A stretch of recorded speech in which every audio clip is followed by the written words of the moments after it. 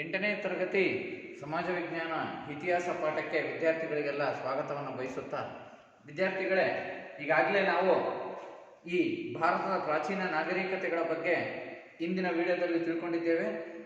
ಈಗಾಗಲೇ ನೀವು ಭಾರತದ ಪ್ರಾಚೀನ ನಾಗರಿಕತೆಯ ಯಾವ ಒಂದು ನದಿ ಬಯಲಿನಲ್ಲಿ ಬೆಳಕಿಗೆ ಬಂದಿದೆ ಅಂತ ತಿಳಿಸ್ತೀರಾ? ಯಾವ ನದಿ ಬಯಲಿನಲ್ಲಿ ಬೆಳಕಿಗೆ ಬಂದಿದೆ? ಸಿಂಧೂ ನದಿ ಬಯಲಿನಲ್ಲಿ ಬೆಳಕಿಗೆ ಬಂದಿದೆ.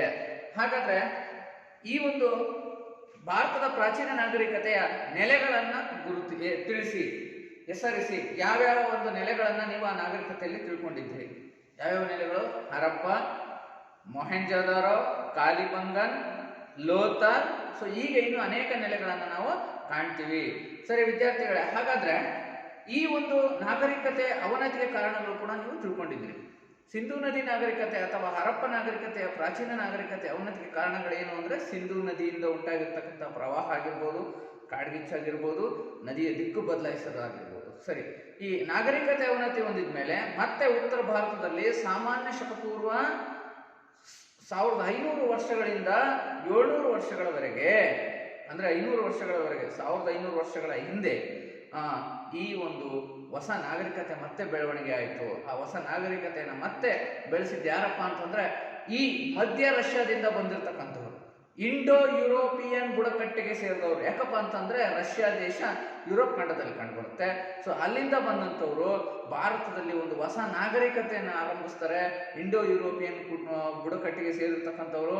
ಸೊ ಅವರು ತಮ್ಮನ್ನ ಆರ್ಯರು ಅಂತ ಕರ್ಕೊಂಡ್ಬಿಟ್ಟು ಈ ಒಂದು ಹೊಸ ನಾಗರಿಕತೆಯನ್ನು ಆರಂಭ ಮಾಡ್ತಾರೆ ನಮ್ಮ ಉತ್ತರ ಭಾರತದಲ್ಲಿ. ಅದು ಯಾವ್ದಪ್ಪ ಅಂತಂದ್ರೆ ವೈದಿಕ ನಾಗರಿಕತೆ. ಅದನ್ನು ನಾವು ವೇದಗಳ ಕಾಲ ಅಂತೀವಿ. ಹಾಗಾದ್ರೆ ವಿದ್ಯಾರ್ಥಿಗಳ ಇವತ್ತಿನ ಪಾಠದಲ್ಲಿ ನಾವು ಈ ಭಾರತದ ಪ್ರಾಚೀನ ನಾಗರಿಕತೆ ಪಾಠವನ್ನು ಮುಂದುವರಿಸ್ತಾ ಇದ್ರೆ ಮುಂದಿನ ಭಾಗವಾದ ವೇದಗಳ ಕಾಲವನ್ನು ನಾವು ಅಭ್ಯಾಸ ಮಾಡೋಣ. ಬರ್ಕೊಡ್ರಿ, ವೇದಗಳ ಕಾಲ. ನಾವು ಇಂದು ತಿಳಿರ್ತಕ್ಕಂಥ ವೇದಗಳ ಕಾಲ ನೋಡಿ, 4 ವೇದಗಳೇನಿದಾವೆ, ಋಗ್ವೇದ, ಯಜುರ್ವೇದ, ಸಾಮವೇದ, ಅಥರ್ವವೇದ. ಸೊ ಈ 4 ವೇದಗಳೇನು ರಚನೆ ಆದವು ಆ ಕಾಲವನ್ನ, ಮತ್ತೆ ಉತ್ತರ ವೇದಗಳ ಕಾಲ ನೋಡಿ. ಈ ಒಂದು ವೇದಗಳ ಕಾಲದ ಸಾಮಾಜಿಕ ಜೀವನ, ಆರ್ಥಿಕ ಜೀವನ, ರಾಜಕೀಯ ಜೀವನ ಮತ್ತು ಅವರ ಧಾರ್ಮಿಕ ನಂಬಿಕೆಗಳು ಮತ್ತು ವರ್ಣ ವ್ಯವಸ್ಥೆ. ಸೊ ಇಷ್ಟನ್ನ ನಾವು ಈ ಒಂದು ಪಾಠದಲ್ಲಿ ನಾವಿವತ್ತು ತಿಳ್ಕೊಂತೀವಿ ವಿದ್ಯಾರ್ಥಿಗಳೇ. ಮೊದಲಿಗೆ ಈ ವೇದಗಳ ಕಾಲವನ್ನು ಅಭ್ಯಾಸ ಮಾಡೋಕ್ಕಿಂತ ಮುಂಚಿತವಾಗಿ ಇದರಲ್ಲಿ 2 ವಿಧಗಳಿವೆ. ಒಂದು ಋಗ್ವೇದ ಕಾಲದ ನಾಗರಿಕತೆ, ಇನ್ನೊಂದು ಉತ್ತರ ವೇದಗಳ ಕಾಲದ ನಾಗರಿಕತೆ ಅಂತ. ಅಂದ್ರೆ ಋಗ್ವೇದ ಕಾಲದಲ್ಲಿ ಹೇಗೆ ಸಾಮಾಜಿಕ ಜೀವನ, ಆರ್ಥಿಕ ಜೀವನ ಇತ್ತು ಅಂತ, ಅಂದ್ರೆ 2 ಕಾಲಘಟ್ಟವನ್ನ ಇಲ್ಲಿ ಇತಿಹಾಸಕಾರರು ವಿಂಗಡಿಸ್ತಾರೆ. ಸೊ ಒಂದು ಋಗ್ವೇದ ಕಾಲ ಅಂತ ಅಂದ್ರೆ ವೇದಗಳ ಕಾಲ ಅಂತ, ನಂತರದ ವೇದಗಳ ಕಾಲ ಅಂತಂದ್ರೆ ಇನ್ನು 3 ವೇದಗಳೇನಿದಾವೆ, ಅಥರ್ವಣ ವೇದ, ಸಾಮವೇದ, ಯಜುರ್ವೇದ. ಸೊ ಈ ಅವಧಿಗಳನ್ನ ಉತ್ತರ ವೇದಗಳ ಕಾಲದ ನಾಗರಿಕತೆ ಅಂತ ಕರಿತೀವಿ. ಸೊ ನಾವು ಈ ಅವಧಿಯಲ್ಲಿ ಏನ್ ತಿಳ್ಕೊಂತೀವಪ್ಪ ಅಂದ್ರೆ ಋಗ್ವೇದದ ಕಾಲದ ನಾಗರಿಕತೆಯನ್ನು ನಾವು ತಿಳ್ಕೊಂತೀವಿ. ಋಗ್ವೇದದ ಕಾಲ 4 ವೇದಗಳಲ್ಲಿ ಮೊದಲು ರಚನೆ ಆಗಿರ್ತಕ್ಕಂಥದ್ದು. ಸೊ ಋಗ್ವೇದದ ಕಾಲದ ನಾಗರಿಕತೆಯನ್ನ ತಿಳ್ಕೊಂತೀವಿ. ನಾವೀಗ ಪ್ರಪಂಚ ನಕಾಶೆಯಲ್ಲಿ ಈ ವೇದಗಳ ಕಾಲದಿಂದ ಹೇಗೆ ಬಂದಿದ್ದಾರೆ, ಸೊ ಇಂಡೋ ಯುರೋಪಿಯನ್ನರು ಯಾವ ಕಡೆಯಿಂದ ಯಾವ ಕಡೆಗೆ ಆಗಮಿಸಿದ್ದಾರೆ ಅದನ್ನ ನಾನು ನಿಮಗೆ ತಿಳಿಸ್ತೀನಿ ವಿದ್ಯಾರ್ಥಿಗಳೇ. ನೋಡಿ, ಸೊ ಇಲ್ಲಿ ರಷ್ಯಾ ದೇಶ ಇದೆ, ಮಧ್ಯ ರಷ್ಯಾದಿಂದ ಬಂದಿದ್ದಾರೆ. ಸೊ ಮಧ್ಯ ರಷ್ಯಾದಿಂದ ಬಂದು ಇಲ್ಲಿ ಅಫ್ಘಾನಿಸ್ತಾನಕ್ಕೆ ಬಂದು, ಅಫ್ಘಾನಿಸ್ತಾನದಿಂದ ಸಿಂಧ್ ಪಂಜಾಬ್ ಪ್ರಾಂತ್ಯಕ್ಕೆ ಬಂದು ನೆಲೆಸಿದ್ದಾರೆ. ಸೊ ಹೀಗೆ ಈ ಒಂದು ಮಧ್ಯ ರಷ್ಯಾದಿಂದ ಇಂಡೋ ಯುರೋಪಿಯನ್ ಬುಡಕಟ್ಟಿಗೆ ಸೇರಿದ ಜನ ಭಾರತಕ್ಕೆ ಬಂದು ನೆಲೆಸಿದರು. ಸೊ ಅವರು ಈ ಒಂದು ತಮ್ಮನ್ನು ಆರ್ಯರು ಅಂತ ಕರೆದುಕೊಂಡು ಈ ಏನು ವೇದಗಳ ಕಾಲದ ನಾಗರಿಕತೆ ಇದೆ ಅದನ್ನ ಆರಂಭ ಮಾಡ್ತಾರೆ ವಿದ್ಯಾರ್ಥಿಗಳೇ. ಮೊದಲಿಗೆ ಬರ್ಕೊಡ್ರಿ. ಸೊ ಹಾಗಾದ್ರೆ ಈ ವೇದಗಳ ನಾಗರಿಕತೆಯನ್ನ ಯಾರು ಆರಂಭಿಸಿದ್ರು ಅಂತಂದ್ರೆ ಇಂಡೋ ಯುರೋಪಿಯನ್ ಬುಡಕಟ್ಟಿಗೆ ಸೇರಿದವರು. Indo European. ಯಾಕೆ ಯುರೋಪಿಯನ್ ಅಂತ ಕರೀತೀವಿ ಗೊತ್ತಾಗಿದೆ ನಿಮಗೆ? ರಷ್ಯಾ ದೇಶ ಯುರೋಪ್ ಖಂಡದಲ್ಲಿ ಇರ್ತಕ್ಕಂಥದ್ದು. ಇಂಡೋ ಯುರೋಪಿಯನ್ ಬುಡಕಟ್ಟಿಗೆ ಸೇರಿದವರು.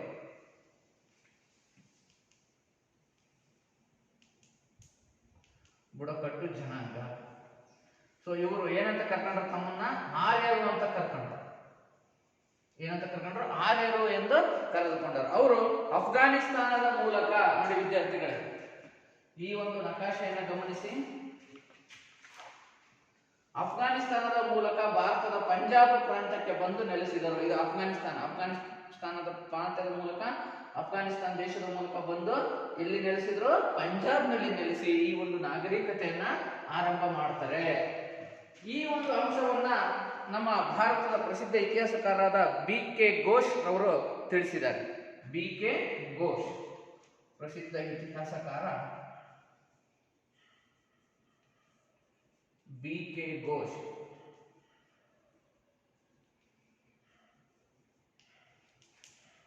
ಇವರು ಈ ಅಂಶವನ್ನ ತಿಳಿಸಿ ಮತ್ತೆ ಈ ವೇದಗಳ ನಾಗರಿಕತೆ ಕಾಲವನ್ನ 2 ಕಾಲಘಟ್ಟಗಳಲ್ಲಿ ವಿಂಗಡಿಸಿದ್ದಾರೆ. ಒಂದು ಋಗ್ವೇದದ ಕಾಲ ಅಂದ್ರೆ ಸಾಮಾನ್ಯ ಶಕ ಪೂರ್ವ 1500ರಿಂದ 700ರವರೆಗೆ, ಸಾಮಾನ್ಯ ಶಕ ಪೂರ್ವ 1500ರಿಂದ 700ರವರೆಗೆ, ಇದನ್ನ ಋಗ್ವೇದ ಕಾಲ ಅಂತ ಹೇಳ್ತೀವಿ. ಋಗ್ವೇದ ರಚನೆ ಆಗಿದ್ದು ಅದರ ಕಾಲದಲ್ಲಿ ಆಡಳಿತ ನಡೆದಿದ್ದು. ನೆಕ್ಸ್ಟ್ ಇನ್ನೊಂದು ಕಾಲಘಟ್ಟ, ಇದು 1ನೇ ಕಾಲಘಟ್ಟ. ಇನ್ನೊಂದು 2ನೇ ಕಾಲಘಟ್ಟ ಅಂತಂದ್ರೆ ಸಾಮಾನ್ಯ ಶಕ ಪೂರ್ವ ನೋಡಿ, ಒಟ್ಟಾರೆಯಾಗಿ ಅವಧಿ ಇಷ್ಟು ನಡೆದಿರ್ತಕ್ಕಂಥದ್ದು. ಇನ್ನು 2ನೇ ಕಾಲಘಟ್ಟ 1500ರಿಂದ 1000ರವರೆಗೆ.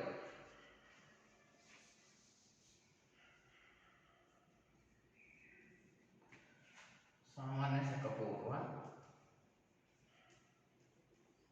1000 ವರ್ಷದಿಂದ 700 ವರ್ಷಗಳವರೆಗೆ.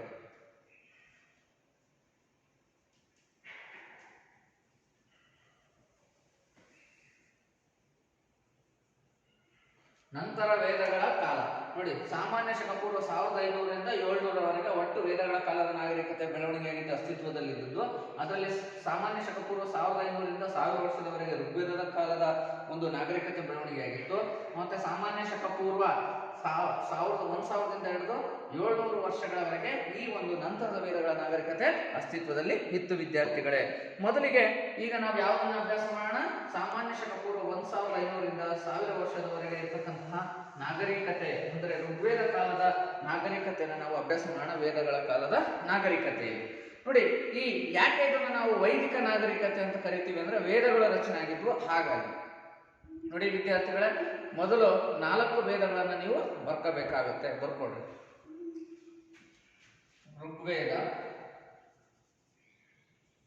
4 ವೇದಗಳು, ಹೆಡ್ಡಿಂಗ್ 4 ವೇದಗಳು.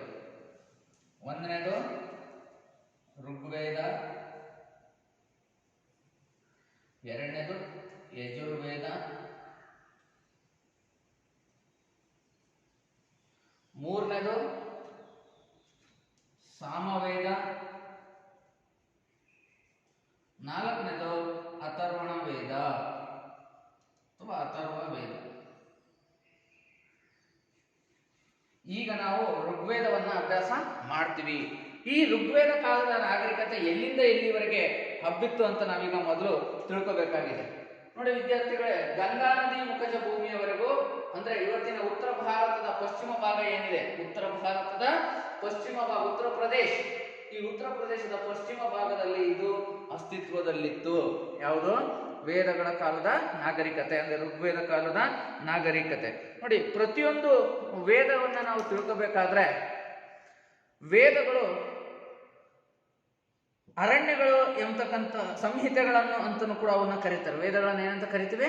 ಸಂಹಿತೆಗಳೆಂದಲೂ ಕೂಡ ಕರಿತೀವಿ. ವೇದಗಳನ್ನು ಸಂಹಿತೆ ಅಂತಲೂ ಕೂಡ ಕರಿತೀವಿ. ಸಂಹಿತೆ ಅಂತಂದ್ರೆ ನೀತಿ ನಿಯಮಗಳು, ಆಚರಣೆಗಳು, ಈ ಒಂದು ರೂಢಿ ಪದ್ಧತಿಗಳನ್ನ ಒಳಗೊಂಡಿರ್ತಕ್ಕಂಥದ್ದು. ಈ ಸಂಹಿತೆಗಳನ್ನ ನಾವು ಈ ಸಂಹಿತೆಗಳು ಪ್ರತಿಯೊಂದು ವೇದಗಳ ಬಗ್ಗೆ ವಿವರಣೆ ನೀಡತಕ್ಕಂತಹ ಅರಣ್ಯಗಳು ಎಂಬತಕ್ಕಂತಹ ಪಠ್ಯ ಭಾಗಗಳನ್ನ ಕಾಣ್ತೀವಿ. ಮತ್ತೆ ಅದೇ ರೀತಿ ಉಪನಿಷತ್ತುಗಳು. ಸೊ ಪ್ರತಿಯೊಂದು ಸಂಹಿತೆಯನ್ನು ಮತ್ತೆ 2 ಭಾಗ ಮಾಡ್ತೀವಿ. ಒಂದು ಅರಣ್ಯಕಗಳು, ಮತ್ತೊಂದು ಉಪನಿಷತ್ತುಗಳು.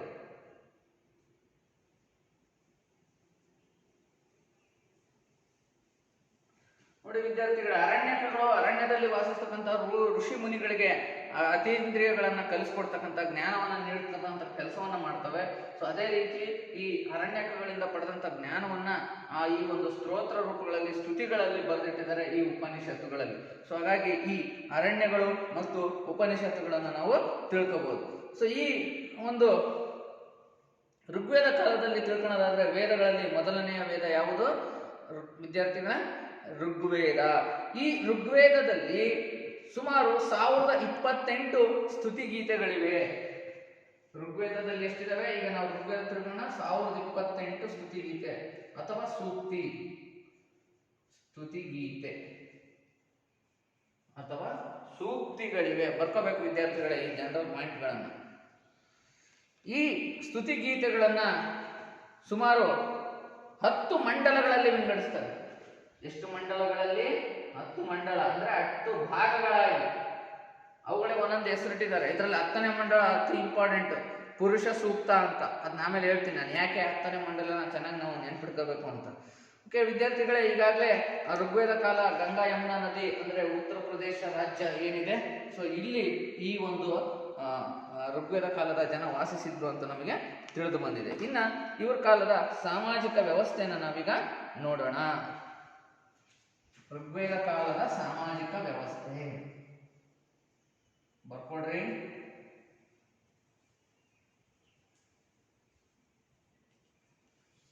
ನೋಡಿ, ಇನ್ನು ಜಾತಿ ಪದ್ಧತಿ ಅಸ್ತಿತ್ವಕ್ಕೆ ಬಂದಿರಲಿಲ್ಲ ಆ ಒಂದು ಋಗ್ವೇದ ಕಾಲದ ಸಮಾಜದಲ್ಲಿ. ಬರೀ ಶ್ರೀಮಂತರು, ಅದೇ ರೀತಿ ಸಾಮಾನ್ಯ ವರ್ಗದವರು, ಇಂತಹ ಒಂದು ಈ ಒಂದು ಜನ ಇಂತಹ ಒಂದು ಪದ್ಧತಿ ಆಚರಣೆಯಲ್ಲಿತ್ತು. ಅಲ್ಲಿ ಯಾವುದೇ ರೀತಿ ಮೇಲ್ವರ್ಗ ಕೆಳವರ್ಗ ಇಂತಹ ತುಳಿತಕ್ಕೊಳಪಟ್ಟವರು ಅಂತ ಇರಲಿಲ್ಲ ವಿದ್ಯಾರ್ಥಿಗಳೇ. ಸೊ ಹಾಗಾಗಿ ಜಾತಿ ಪ್ರಜ್ಞೆ ಅನ್ನೋದು ಇರಲಿಲ್ಲ. ಬರೀ ಶ್ರೀಸಾಮಾನ್ಯರು, ಪುರೋಹಿತರು, ಸಾಮಾನ್ಯ ವರ್ಗದವರು, ಇಂತಹ ಒಂದು ವರ್ಗ ಪದ್ಧತಿ ಸಮಾಜದಲ್ಲಿ ಇತ್ತು. ಯಾವುದೇ ಕಾರಣಕ್ಕೂ ಜಾತಿ ಪದ್ಧತಿ ಬೆಳವಣಿಗೆ ಆಗಿದ್ದಿಲ್ಲ. ಸೊ ಹೇಗಿತ್ತು ಆ ಒಂದು ಋಗ್ವೇದ ಕಾಲದ ಸಮಾಜ? ಸೊ ಶ್ರೀಮಂತರು, ಪುರೋಹಿತರು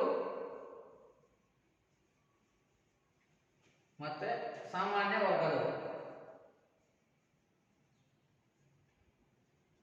ಸೊ ಹೀಗೆ ಆ ಒಂದು ಋಗ್ವೇದ ಕಾಲದ ಸಮಾಜ ವಿಂಗಡಣೆ ಆಗಿತ್ತು. ಅಲ್ಲಿ ಯಾವುದೇ ರೀತಿ ಜಾತಿ ಪದ್ಧತಿ ಇನ್ನು ಬೆಳವಣಿಗೆ ಆಗಿರಲಿಲ್ಲ. ಆದ್ರೆ ನಂತರದ ವೇದಗಳ ಕಾಲದಲ್ಲಿ ಐತಲ್ಲ, ಸೊ ಅಲ್ಲಿ ಈ ವರ್ಣ ವ್ಯವಸ್ಥೆ ಅನ್ನೋದು ಜಾರಿಗೆ ಬರುತ್ತೆ. ಯಾವ ವ್ಯವಸ್ಥೆ? ವರ್ಣ ವ್ಯವಸ್ಥೆ. ಚತುರ್ವರ್ಣಗಳು ರೂಪುಗೊಳ್ತವೆ.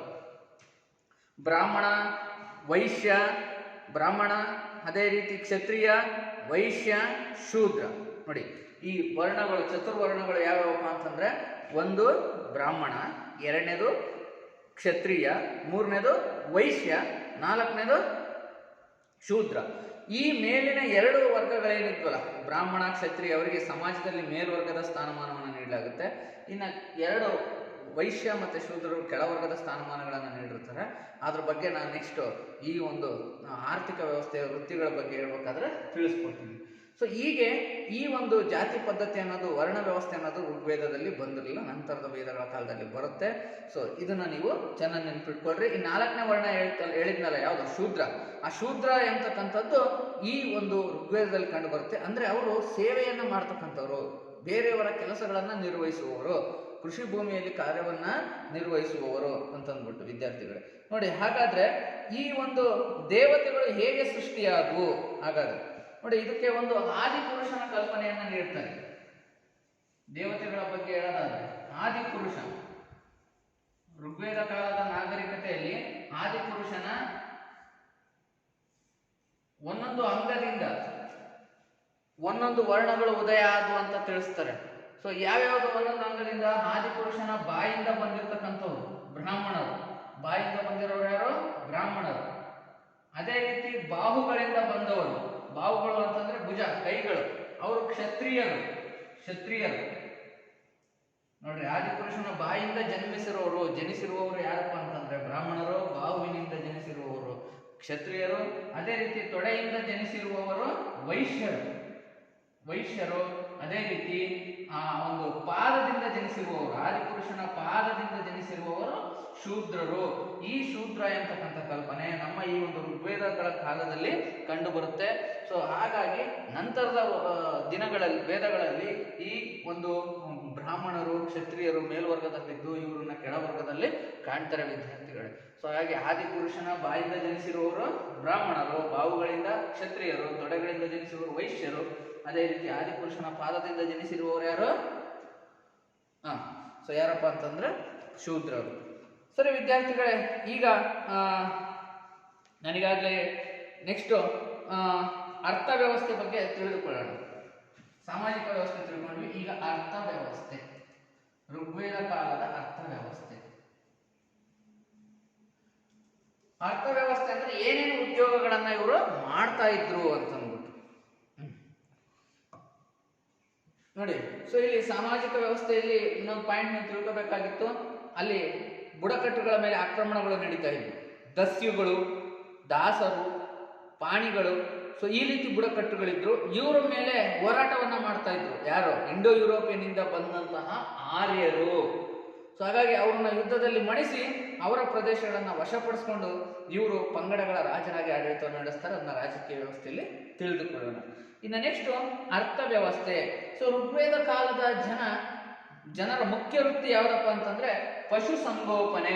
ಬರ್ಕೊಡ್ರಿ. ಅರ್ಥವ್ಯವಸ್ಥೆಯಲ್ಲಿ ಬಂದು ನಾವೇನ್ ತಿಳ್ಕೊಂತೀವಿ ಅಂದ್ರೆ ಪ್ರತಿಯೊಂದು ನಾಗರಿಕತೆ ಅರ್ಥವ್ಯವಸ್ಥೆ ಅಂದ್ರೆ ಅಲ್ಲಿ ಏನೇನು ಉದ್ಯೋಗ ಮಾಡ್ತಾ ಇದ್ರು, ಯಾವ್ಯಾವ ಆರ್ಥಿಕ ಚಟುವಟಿಕೆಗಳು ನಡೀತಾ ಇದ್ವು. ಹಾಗಾದ್ರೆ ಈ ಋಗ್ವೇದ ಕಾಲದ ಪ್ರಮುಖ ವೃತ್ತಿ ಯಾವ್ದಪ್ಪ ಅಂದ್ರೆ ಪಶು ಸಂಗೋಪನೆ ಅಂದ್ರೆ ಪ್ರಾಣಿಗಳ ಸಾಕಾಣಿಕೆ. ದನ, ಕರು, ಕುರಿ, ಕೋಳಿ ಇವುಗಳನ್ನ ಸಾಕಾಣಿಕೆ ಮಾಡ್ತಕ್ಕಂಥದ್ದೇ ಈ ಜನರ ಮುಖ್ಯ ವೃತ್ತಿಯಾಗಿತ್ತು. ನಂತರದ ದಿನಗಳಲ್ಲಿ ಅವರು ವ್ಯವಸಾಯವನ್ನ ರೂಢಿಸಿಕೊಳ್ತಾರೆ. ಯಾಕಪ್ಪ ಅಂತಂದ್ರೆ ಇವರಿಗೆ ನೋಡಿ ಕಬ್ಬಿಣದ ಬಳಕೆ ಗೊತ್ತಿರಲ್ಲ. ಮಿಶ್ರಲೋಹ ಕಂಚನ್ನ ಬಳಸ್ತಾ ಇರ್ತಾರೆ. ಅಯಸ್ ಅಂತ ಹೇಳ್ತೀವಿ ಕಂಚನ್ನ. ಅವ್ರು ಏನಂತ ಕರೆದಿದ್ದಾರೆ? ಅಯಸ್ ಅಂತ ಕರೆದಿದ್ದಾರೆ. ಮಿಶ್ರಲೋಹವಾದಂತಹ ಕಂಚು.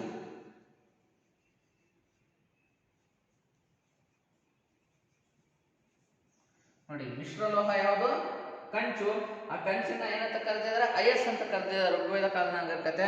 ಆ ಕಂಚಿನ ಒಂದು ಪಳೆಯುಳಿಕೆಗಳು ಅಂದ್ರೆ ಕಂಚಿನ ಒಂದು ಆಧಾರಗಳು ಆಗಿನ ಕಾಲದಲ್ಲಿ ಬಳಸಿರ್ತಕ್ಕಂಥವು ಇತಿಹಾಸಕಾರರಿಗೆ ಲಭ್ಯವಾಗಿದೆ. ಆ ಕಂಚನ್ನ ಅಯಸ್ ಅಂತ ಕರೀತಾ ಇದ್ರು. ಮತ್ತೆ ಮಡಿಕೆ ಕುಡಿಕೆಗಳು ಸಿಕ್ಕಿದಾವೆ. ಆದ್ರೆ ಅವು ಮಡಿಕೆ ಕುಡಿಕೆಗಳು ಇದಾವೆ ಅಂದ ತಕ್ಷಣ ಕುಂಬಾರಿಕೆ ವೃತ್ತಿ ಸಂಪೂರ್ಣವಾಗಿ ಬೆಳೆದಿತ್ತು ಅಂತಲ್ಲ, ಇನ್ನು ಸ್ವಲ್ಪ ಮಟ್ಟಿಗೆ ಇನ್ನು ಬೆಳವಣಿಗೆ ಆರಂಭದಲ್ಲಿತ್ತು ಅಂತಂದ್ಬಿಟ್ಟು. ಹಾಗಾಗಿ ಮಡಿಕೆ ಕುಡಿಗೆಗಳ ಬಳಕೆ ನಮಗೆ ಇದರಲ್ಲಿ ಕಂಡು ಬರುತ್ತೆ ಋಗ್ವೇದ ಕಾಲದ ನಾಗರಿಕತೆಯಲ್ಲಿ.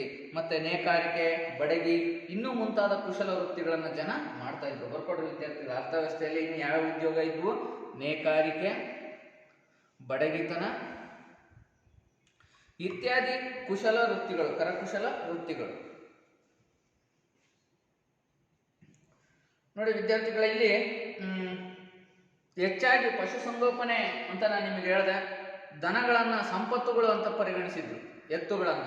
ಹಾಗಾಗಿ ಹೆಚ್ಚಿನ ಸಂಖ್ಯೆಯಲ್ಲಿ ಅವುಗಳನ್ನ ಸಂಗ್ರಹಣೆ ಮಾಡಿದ್ರೆ ಹೆಚ್ಚು ಸಂಪತ್ತನ್ನು ಹೊಂದಿದಂತಹ ವ್ಯಕ್ತಿ ಅಂತ ಕರಿತಾ ಇದ್ರು. ಹಾಗಾಗಿ ಹೆಚ್ಚು ಹೆಚ್ಚು ದನ ಕರುಗಳು ಎತ್ತುಗಳನ್ನ ಸಾಕಲಿಕ್ಕೆ ಗೋಮಾಳಗಳು ಅಂತಂದ್ಬಿಟ್ಟು, ಗೋವುಗಳು, ಗೋಮಾಳ ಅಂತಂದ್ರೆ ಗೋವುಗಳನ್ನ ಹೆಚ್ಚಿನ ಸಂಖ್ಯೆಯಲ್ಲಿ ಒಂದು ಸಾಕ್ತಕ್ಕಂಥ ಪ್ರದೇಶ ಗೋಮಾಳಗಳು ಇಲ್ಲಿ ಅಸ್ತಿತ್ವದಲ್ಲಿದ್ವು ಋಗ್ವೇದ ಕಾಲದಲ್ಲಿ. ಇನ್ನು ಋಗ್ವೇದದಲ್ಲಿ ವ್ಯವಸಾಯಕ್ಕೆ ಬಂದಾಗ ಈ ಒಂದು ಸಾಗುವಳಿ ಮಾಡುತ್ತಿದ್ದಂತಹ ಕ್ಷೇತ್ರವನ್ನ ಗದ್ದೆಯನ್ನ ಕ್ಷೇತ್ರ ಅಂತ ಕರಿತಾ ಇದ್ರು. ಅಂದ್ರೆ ಕೃಷಿ ಭೂಮಿ, ಕೃಷಿ ಭೂಮಿನ ಏನಂತ ಕರಿತಾ ಇದ್ರು? ಕ್ಷೇತ್ರ. ಬರ್ಕೊಡ್ರಿ. ಕೃಷಿ ಭೂಮಿಯನ್ನು ಕ್ಷೇತ್ರ ಎಂದು ಕರೆಯುತ್ತಿದ್ದರು. ಕೃಷಿ ಭೂಮಿಯನ್ನು ಕ್ಷೇತ್ರ ಎಂದು ಕರೆಯುತ್ತಿದ್ದರು. ಅಂದ್ರೆ ಸಾಗುವಳಿ ಮಾಡಿದಂತಹ ಭೂಮಿ, ಬಿತ್ತನೆ ಮಾಡಿದಂತಹ ಭೂಮಿ. ಮತ್ತಿನ್ನು ಉಳುಮೆ ಮಾಡುವ ಕಾರ್ಯವನ್ನ ಕೃಷಿ, ಅದು ಗೊತ್ತಿದೆ ನಿಮಗೆ. ಇನ್ನು ನೆಕ್ಸ್ಟ್ ಈ ಒಂದು ರಾಟೆ ಚಕ್ರಗಳನ್ನ ಬಳಸಿ ಕೃಷಿ ಭೂಮಿಗೆ ನೀರನ್ನ ಹಾಯಿಸ್ತಾ ಇದ್ರು. ಮತ್ತೆ ಈ ನದಿಗಳಿಂದ, ಬಾವಿಗಳಿಂದ ಅವುಗಳನ್ನ ತರ್ತಾ ಇದ್ರು, ನೀರನ್ನ ಎತ್ತಿ. ಈ ಒಂದು ರಾಟೆ ಚಕ್ರ, ಕಲ್ಲಿನ ಬಂಡಿಗಳು, ಸೊ ಇವುಗಳನ್ನ ರೂಢಿಯಲ್ಲಿಟ್ಕೊಂಡು ಎತ್ತುಗಳನ್ನ ಬಳಸ್ತಾ ಇದ್ರು ಆ ನೀರನ್ನೇ ಮೇಲಕ್ಕೆತ್ತಲಿಕ್ಕೆ, ಹಸುಗಳನ್ನ. ಸೊ ಹಾಗಾಗಿ ಈ ಒಂದು ಕೃಷಿಯನ್ನ ಮಾಡ್ತಾ ಇದ್ರು. ಆ ನದಿ ಬಯಲು ಬಿಟ್ಟು ಇನ್ನು ಅನೇಕ ಪ್ರದೇಶಗಳ ಕಡೆಗೆ ಈ ಒಂದು ವ್ಯವಸಾಯದ ಭೂಮಿನ ನಾವು ಋಗ್ವೇದ ಕಾಲದ ನಾಗರಿಕತೆಯಲ್ಲಿ ಕಾಣ್ತೀವಿ ವಿದ್ಯಾರ್ಥಿಗಳೇ. ನೇಗಿಲು ಇನ್ನು ಮುಂತಾದಂತಹ ಕಾಳುಗಳು, ಅನೇಕ ಒಂದು ಆಧಾರಗಳು ಋಗ್ವೇದ ಕಾಲದ ಈ ಒಂದು ಉತ್ಖನನದಲ್ಲಿ ದೊರೆತಿವೆ. ಇನ್ನೆಷ್ಟು ರಾಜಕೀಯ ವ್ಯವಸ್ಥೆ ಬರ್ಕೊಳ್ಳಿ. ಇಲ್ಲಿವರೆಗೂ ನಾವೇನು ತಿಳ್ಕೊಂಡ್ರೆ ಅರ್ಥವ್ಯವಸ್ಥೆ. ಈಗ ನಾವು ರಾಜಕೀಯ ವ್ಯವಸ್ಥೆ, ಋಗ್ವೇದ ಕಾಲದ ರಾಜಕೀಯ ವ್ಯವಸ್ಥೆ ತಿಳ್ಕೊಂಡ್ರೆ.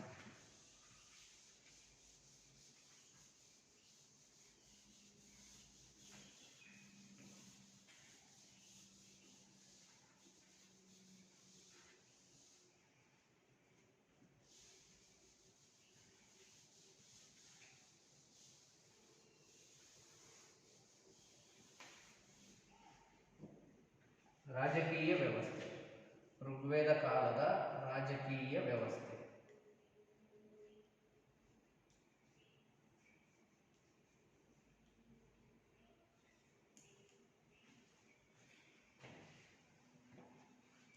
ನೋಡಿ ವಿದ್ಯಾರ್ಥಿಗಳೇ, ಇಲ್ಲಿ ಗ್ರಾಮದ ಉಲ್ಲೇಖ ಇದೆ. ಋಗ್ವೇದ ಕಾಲದ ನಾಗರಿಕತೆಯ ಒಂದು ಅನ್ವೇಷಣೆಯಲ್ಲಿ ಗ್ರಾಮ ಅಂತ ಅಂದ್ಬಿಟ್ಟು ಕರೀತಾರೆ ಆ ಒಂದು ಪ್ರದೇಶಗಳನ್ನ.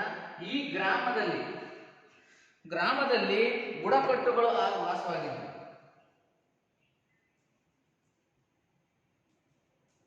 ಈ ಬುಡಕಟ್ಟುಗಳ ಶ್ರೀಮಂತನನ್ನ ರಾಜ ಅಂತ ಕರೀತಾ ಇದ್ರು. ಬುಡಕಟ್ಟುಗಳಲ್ಲಿ ಶ್ರೀಮಂತ ವ್ಯಕ್ತಿಯನ್ನು ಏನಂತ ಕರೀತಾ ಇದ್ರು? ರಾಜ ಎಂದು ಕರೀತಾ ಇದ್ರು. ಈ ರಾಜ ಆ ಒಂದು ಬುಡಕಟ್ಟಿನ ರಕ್ಷಣೆ ಮಾಡ್ತಕ್ಕಂಥದ್ದವನ ಮುಖ್ಯ ಕೆಲಸ. ಹಾಗಾಗಿ ಸಾಕಷ್ಟು ಬುಡಕಟ್ಟುಗಳು ನಿರ್ಮಾಣ ಆಗಿದ್ದು, ಒಂದೊಂದು ಬುಡಕಟ್ಟುಗಳಿಗೂ ಕೂಡ ಒಬ್ಬೊಬ್ಬ ರಾಜನ ಹೆಸರನ್ನ ಇಡಲಾಗಿತ್ತು ವಿದ್ಯಾರ್ಥಿಗಳೇ. ಹಾಗಾಗಿ ಈ ರಾಜಕೀಯ ವ್ಯವಸ್ಥೆಯಲ್ಲಿ ಬಂದಾಗ ಋಗ್ವೇದ ಕಾಲದಲ್ಲಿ ಬುಡಕಟ್ಟುಗಳು ಹೆಚ್ಚಿನ ಸಂಖ್ಯೆಯಲ್ಲಿದ್ದು, ಅವು ಉತ್ತರ ಭಾರತದಲ್ಲೇ ನೆಲೆಸಿದ್ವು. ಹೆಚ್ಚಾಗಿ ಪಂಜಾಬ್, ಸಿಂಧ್, ಉತ್ತರ ಪ್ರದೇಶ, ಸೊ ಈ ಭಾಗಗಳಲ್ಲಿ ಈ ಒಂದು ಬುಡಕಟ್ಟುಗಳನ್ನು ನಾವು ಕಾಣ್ತೀವಿ. ಉದಾಹರಣೆಗೆ ಒಂದೆರಡು ಈ ಒಂದು ಬುಡಕಟ್ಟುಗಳಿದಾವೆ. ಅವು ಯಾವ್ಯಾವಪ್ಪ ಅಂದ್ರೆ ತೃಕ್ಷಿ ಮತ್ತು ಸುದಾಸ. ತೃಕ್ಷಿ ಮತ್ತು ಸುದಾಸ.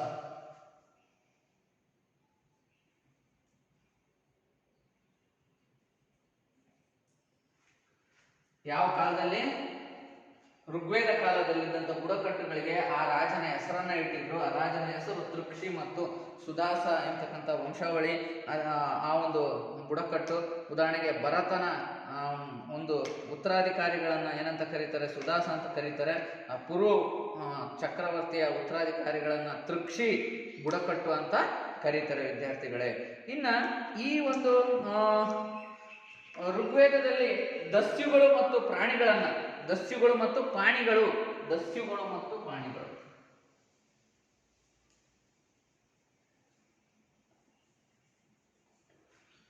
ಪ್ರಾಣಿಗಳನ್ನ ಶತ್ರುಗಳು ಅಂತ ಭಾವಿಸಿದ್ರು. ಆರ್ಯರು ಏನಂತ ಭಾವಿಸಿದ್ರು? ಶತ್ರುಗಳು ಅಂತ ಭಾವಿಸಿದ್ರು.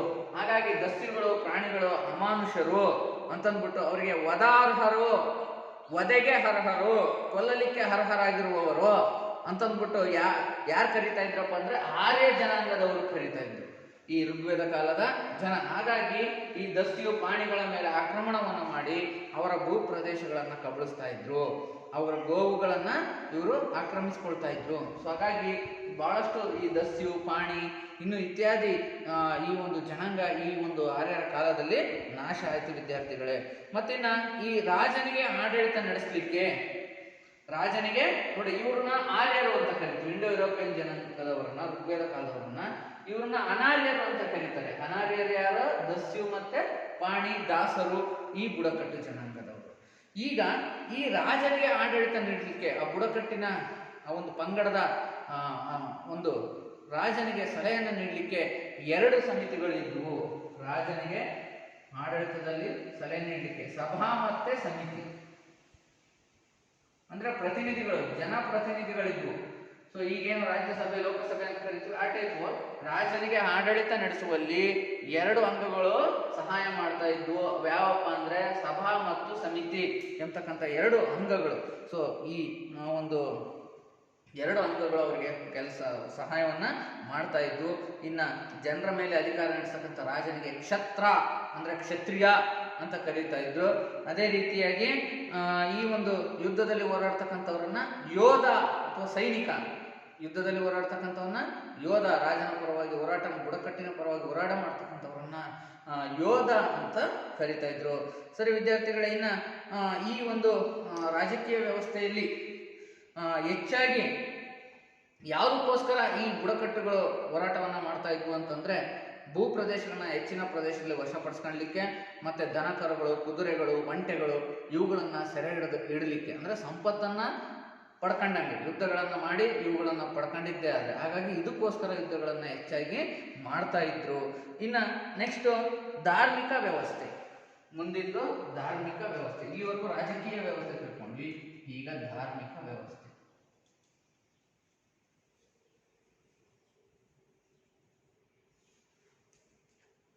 ಋಗ್ವೇದ ಕಾಲದ ಜನ ದೇವರನ್ನ ಪೂಜಿಸ್ತಾ ಇದ್ರು.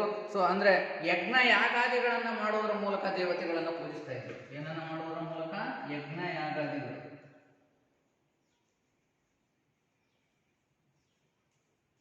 ನೋಡಿ, ಒಂದು ಅಗ್ನಿಕುಂಡವನ್ನ ಮಾಡ್ಕೊಂಡ್ಬಿಟ್ಟು ಅದರಲ್ಲಿ ಯಜ್ಞಗಳನ್ನ ಮಾಡ್ತಾ ಇದ್ರು. ಸೊ ಯಜ್ಞಗಳನ್ನ ಮಾಡ್ಬೇಕಾದ್ರೆ ಪುರೋಹಿತರು ಇದರಲ್ಲಿ ಪ್ರಮುಖ ಪಾತ್ರವನ್ನ ವಹಿಸ್ತಾ ಇದ್ರು. ಸೊ ಆ ಪುರೋಹಿತರನ್ನ ಹೂತರ ಅಂತ ಕರೀತಾ ಇದ್ರು. ಯಜ್ಞಗಳನ್ನ ಮಾಡ್ತಕ್ಕಂಥ ಪುರೋಹಿತರನ್ನ ಏನಂತ ಕರೀತಾ ಇದ್ರು? ಹೂತರ್. ಹೂತರ್ ಅಂದ್ರೆ ಯಾರು?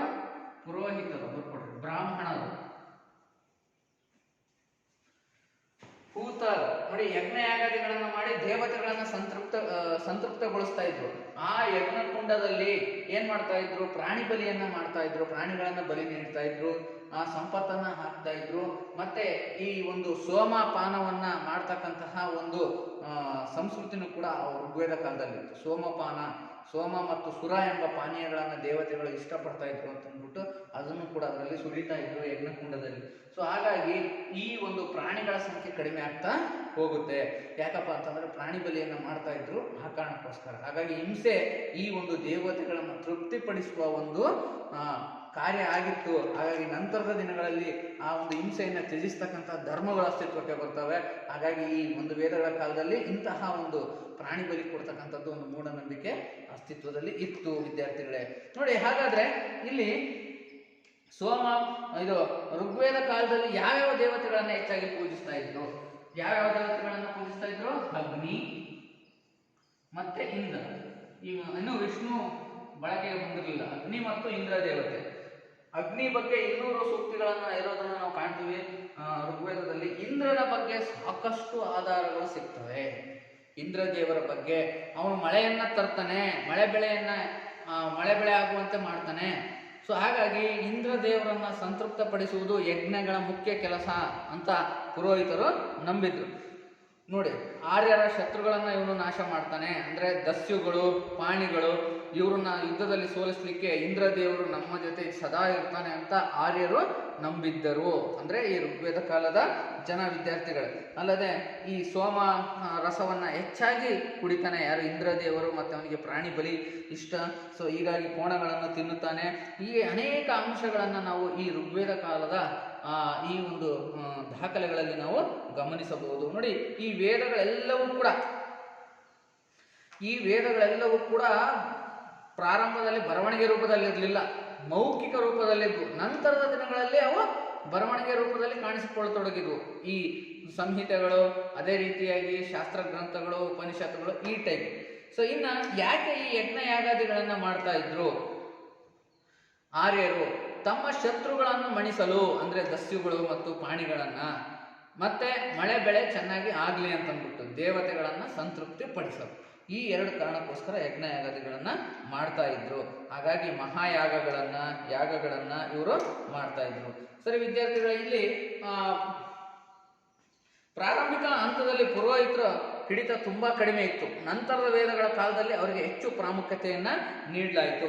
ಹಾಗಾಗಿ ಇವ್ರ ಕಾಲದಲ್ಲಿ ಕೆಲವು ದೇವತೆಗಳನ್ನ ವಿಶೇಷವಾಗಿ ಪೂಜಿಸ್ತಾ ಇದ್ರು. ಇವ್ರ ಜೊತೆಗೆ ಅವು ಯಾವಪ್ಪ ಅಂದ್ರೆ ಹೊಲವನ್ನ ಅಂದ್ರೆ ಕೃಷಿ ಭೂಮಿಯನ್ನ, ಕ್ಷೇತ್ರಸ್ಯ ಪತಿ, ಅದೇ ರೀತಿ ನೇಗಿಲ ದೇವಿ ಸೀತಾ, ಅದೇ ರೀತಿ ಮನೆಯ ಕಿರುದೇವತಿ ವಾಸ್ತುಷ್ಯ ಪತಿ. ಸೊ ವಾಸ್ತುಷ್ಪತಿ. ಸೊ ಇಂತಹ ಇತರ ದೇವರುಗಳನ್ನು ಪೂಜಿಸ್ತಾ ಇದ್ರು. ಬರ್ಕೊಡ್ರಿ, ಅಗ್ನಿ, ಇಂದ್ರ, ಇವರಲ್ಲದೆ ಇನ್ನು ಯಾರ್ಯಾರು? ಕ್ಷೇತ್ರಸ್ಯ ಪತಿ ಅಂದ್ರೆ ಉಳುಮೆ ಮಾಡ್ತಕ್ಕಂತಹ ಹೊಲವನ್ನ ಕ್ಷೇತ್ರಸ್ಯ ಪತಿ, ಮತ್ತೆ ಉಳುಮೆಗೆ ಸಹಕರಿಸುವ ನೇಗಿಲನ್ನ ಸೀತಾದೇವಿ, ಅದೇ ರೀತಿಯಾಗಿ ವಾಸ ಮಾಡತಕ್ಕಂತಹ ಮನೆಯನ್ನ ವಾಸ್ತುಷ್ಪತಿ ಈ ತರ.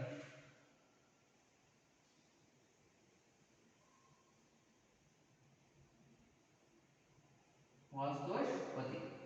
ಸೊ ಹೀಗೆ ಸೀತಾ, ಕ್ಷೇತ್ರಪತಿ, ಸೊ ಈ ಟೈಪು ದೇವತೆಗಳನ್ನ ಪೂಜಿಸ್ತಾ ಇದ್ರು ವಿದ್ಯಾರ್ಥಿಗಳ.